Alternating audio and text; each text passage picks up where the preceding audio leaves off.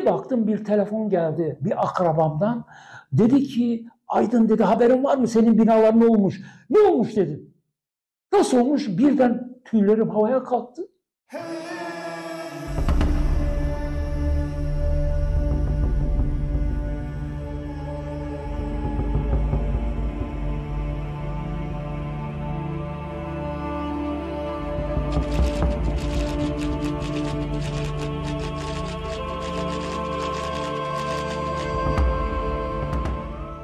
Dedi ki orada ikamet eden bir tanıdığım var ama benim senin akraban olduğunu bilmiyordu.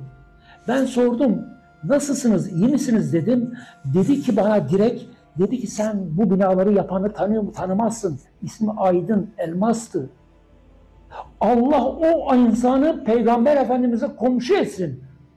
500 kişi 2 blokta, 88 dairede insanlar o gece depremin anında ve ikinci deprem anında elini kolunu sallayarak binadan indiler. Bir iki tane boya çatladı. Başka bir şey olmadı dediler. Malatya'da kuru kayısı ihracatına ilk başlatan bir firma olarak, Elmas ailesi olarak uzun yıllar kuru kayısı ihracatının, kuru meyve ihracatının lideriydik. Ve büyük dev vergilerle ve dev üretim kapasiteleriyle alıcı piyasalarına, yurt dışına hitap ettik. Sezonunda kuru incir ve kuru kayısıda toplam 400'e yakın, 500'e yakın işçi istihdam ediyorduk. Fabrikalarımızın bir tanesi şehrin tam merkezinde kalmıştı. Oranın yerleşimi bayağı cazip hale geldiğini görünce aşağı yukarı 4000 metrekare bir arazi vardı.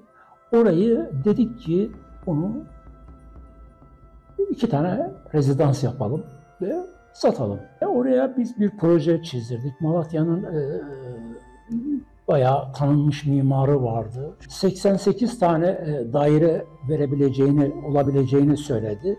Bunu 11'er katlı 2 blok halinde yapalım. Oskaloğlu denilen büyük bir beton santrali olan bir iş adamı arkadaşım vardı. Ben ona betonu A kalite, en iyi, en yüksek kalitede üretmesini ve ona göre pazarlığını yaptım. Böyle olduğu halde, arkadaşım olduğu halde, dostum olduğu halde, her beton döküşümde Süleyman Bey, inşaat sorumlum, talimatım vardı. Belli bir sayıda betondan numuneler, yaş betondan numuneler plakalara döktürür, 2 gün kurutturur, Malatya Üniversitesi'ne tahlile gönderirdim. Acaba bu beton tam benim istediğim sözleşmemizde olduğumuz kıvamda mı, dayanıklı tam mı diye ekstradan para ödeyip bunları yaptırdım. Bunları hepsi, şunu size söyleyeyim, hepsi bir maliyetti. Ve bana bir takım müteahhitler yüzüme ve arkamdan da kıs kıs gülüyorlardı maalesef. Hayat felsefemiz çalmadan çalışmak. Hiçbir şeyin haksız yere bir kazanç elde etmemek, çünkü öyle yetiştirilmiştik. Tamam, seni alacağız oradan, tamam mı? Tamam, abini de alacağız.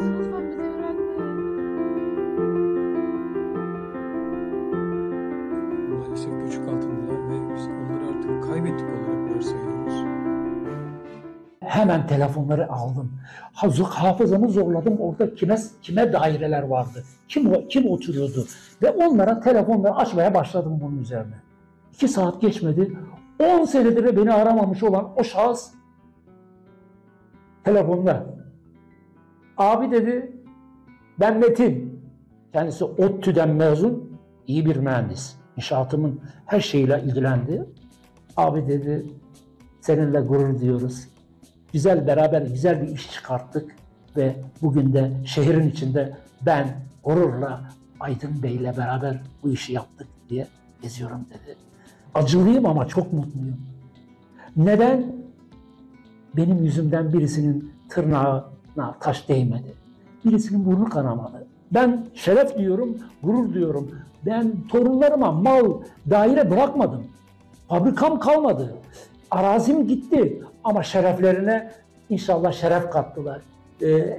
Bir ömür beraber geçirdiğim insanlar şu anda beni saygıyla arıyorlar ama 2 tane kelime fazla konuşmaktan çekiniyorlar. Bunu anladınız ne demek olduğunu. Ne yapmışsam eşime bırakmış olduğum emekli maaşımı kestiler.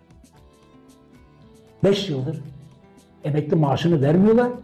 Bir de ben eşim emekli eşidir diye hastaneden istifade ediyordu. Onu da kaldırdılar. Ben bunu niye söylüyorum? Ülkeme dargın değilim. Ama hali bu. 2 yıllık Fas'taki zindanlarda, karanlık dehlizlerde geçirdiğim günlerden sonra Birleşmiş Milletler beni müracaat ettim. Dedim ki ben acaba ne yapmışım ki ben ülkeme? Beni böyle istiyorlar oraya. 2 yıl boyunca yazıştılar ve sonunda dediler ki hiçbir arızanız yok. Sizi isteyen bir ülkeye göndereceğiz. Ben de dedim ki acaba filan ülkeye olur mu? Orada bir tane akrabam var. Hayır dediler, o olmaz, seni İsveç istiyor. Onlar diyorlar ki gelebilir buraya. Geldim, gelir gelmez bana bir 30 metrekare bir ev verdiler. Okula gönderdiler. 60 yaşındaki adam okulda ne yapacak? Dil öğreneceğim. Nasıl öğreneceğim?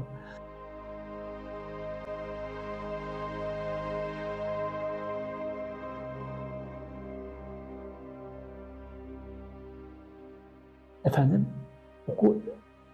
okula devam etmek mecburiyetindeyim ve başarılı olmak mecburiyetindeyim. İsveççem şu anda gayet güzel, gayet iyi. Derdimi anlatabiliyorum, tercüman kullanmadan. Bu arada ayrıca bahçe temizlik işlerine gidiyorum. Merdiven temizliği yaptım uzun bir süre bir firmada. Fakat dizlerimde kemik erimesi başlamış. Onun için rapor çıkarttılar. O işe yapamazsın dediler. Güzel de aylığı vardı ama maalesef onu yapma imkanım olmadı.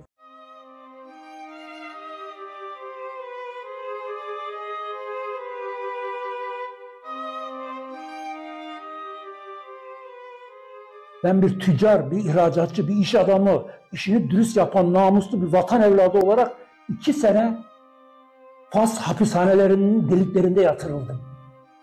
Ben bununla dolayı bütün beynimdeki şeyler, hafızalarım, ülkemle olan bağlarım hepsi zayıflamıştı. Çünkü zaten uzaktım ve dönemezdim.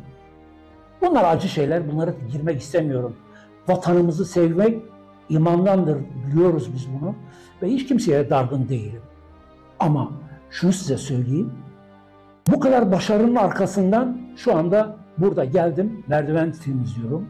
Cenab-ı Allah'ın verdiğine razıyım ve hayat devam ediyor. Hiçbir sıkıntım yok. Elhamdülillah bugün taş gibi bir bina ve benim yüzümden burnu kanamamış olan 500-600 kişilik bir grup ve her gün beni dua ile arayan bir topluluk. Ya bu ne büyük servetmiş ya. Bu nasıl bir servetmiş? Şu anda ben halimden çok memnunum. Çok razıyım. Bu yaşta zaten ne olabilirdim ki ben? Yani benim servetim olsaydı ne olabilirdi? Zaten yaşım tamamlanmış vaziyette. Ve ben Rabbül Alemin'den korkuyla geçirdiğim yılların sonunda emin bir şekilde canımı teslim etmekten başka hiçbir şey istemiyorum.